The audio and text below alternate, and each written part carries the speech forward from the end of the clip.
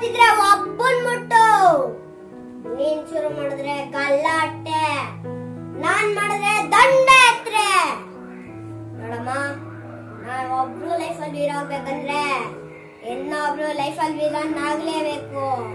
ಈಗ ನೀನ್ ಡಿಸೈಡ್ ಮಾಡು, ನಿಮ್ಮ ಅಪ್ಪನ ಲೈಫಲ್ಲಿ ವಿಲನ್ ಐತೆ ಇಲ್ಲ ಅವನ್ ಲೈಫಲ್ಲಿ ಅಂತ.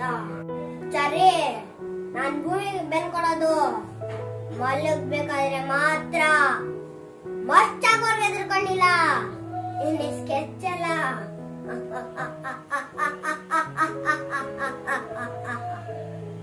ಒಂದು ಗಿಡ ಅಷ್ಟು ಈಸಿಯಾಗಿ ಮರ ಆಗ್ಬಿಡ ಸರ್ಕಾರ, ಅದು ಚಿಕ್ಕ ಗಿಡ ಆಗಿದ್ದಾಗ ದನ ಕರುಗಳ ಕಣ್ಣಿಗೆ ಬೀಳ್ದಂಗ್ ತಪ್ಪಿಸ್ಕೋಬೇಕು. ಜೋರಾಗಿ ಬೀಸೋ ಗಾಳಿ ಎದುರಿಗೆ ನಿಂತು ಹೋರಾಡ್ಬೇಕು. ಎಷ್ಟೋ ದಿನ ಮಳೆ ಬರ್ದೆ ಹೋದ್ರು ಹಸುನ ತಡ್ಕೊಳ್ಳೋ ಕೆಪಾಸಿಟಿ ಬೆಳೆಸ್ಕೋಬೇಕು. ಮರ ಕಡೆ ಸಾವಿರ ಸಲ ಬಂದ್ ಕಡಿದ್ರು ಮತ್ತೆ ಮತ್ತೆ ಬಿಡೋ ಗೊತ್ತಿರ್ಬೇಕು.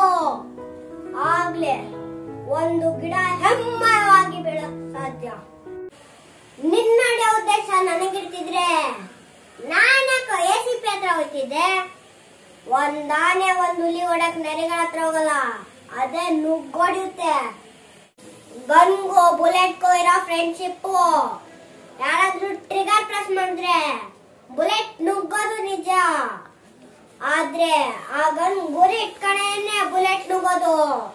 ಆ ಬುಲೆಟ್ ಬೇರೆ ಆಗಿದೀವಂತ ರಿವರ್ಸ್ ಬರಲ್ಲ.